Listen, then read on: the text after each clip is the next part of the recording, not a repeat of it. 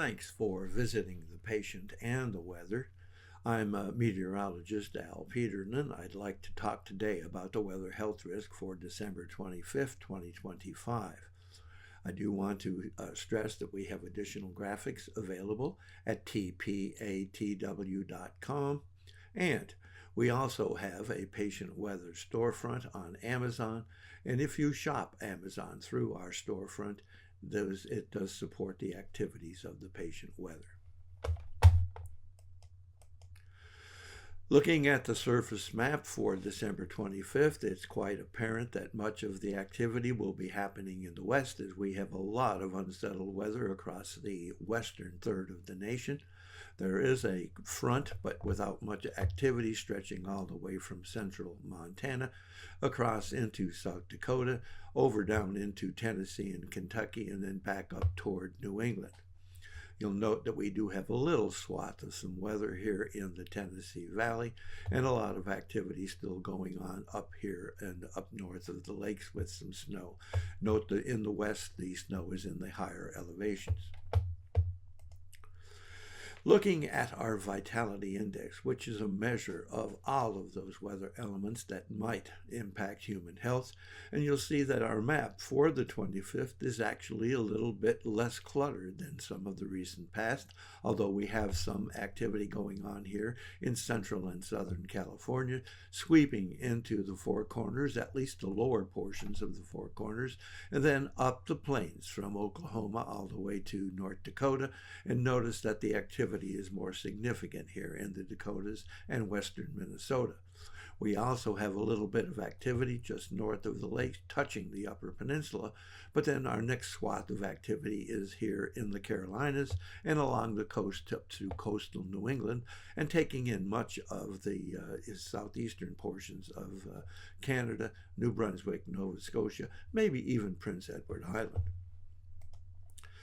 Looking at pressure change, one of those areas that is highly significant for many with headache and arthritis issues, we have rising pressure here across Vancouver Island into the northernmost regions of Washington State, and we have rising pressure here in central and southern California, especially the coastal areas, but it is trying to reach inland. We also have that rising pressure here across the Michigan Upper Peninsula. But the rest of the pressure story is falling pressure from Oklahoma clear on up into Dakotas and just touching along the northern borders of Montana. And we also have falling pressure here in the south from the Carolinas, South Carolina, North Carolina, up through Maryland, Virginia, especially across New Jersey, up into easternmost portions of New York State and most of the easternmost sections of New England. Finally, temperature change has been settling down just a touch as temperatures return to near normal conditions with a little bit of warming here in North Dakota and some falling temperatures here across the Michigan Upper Peninsula and trying to make its way into the Northeast. A better story in terms of temperature is dew point temperature or humidity, and you can see that rising humidity, the moisture flowing into Southern California, into the Four Corners, and up into some portions of the western high plains. A lot of moisture again building in the Carolinas.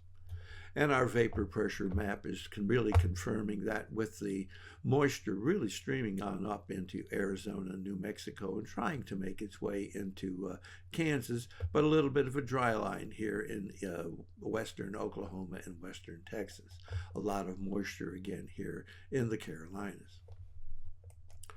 Looking at POI, which is our measure of the change in oxygen availability in the atmosphere, you'll see we have that risk fairly spotty across the west, but significant here in southern and central California, moving on up into Oregon, and really quite significant here from Vancouver across southern Canada and down into western Washington State, and then pretty sharply across Utah and into Colorado, trying to stretch its way on into Idaho. We also have a risk of migraine here in Wisconsin, across Michigan, very significant here along those Canadian cities from Windsor to Quebec.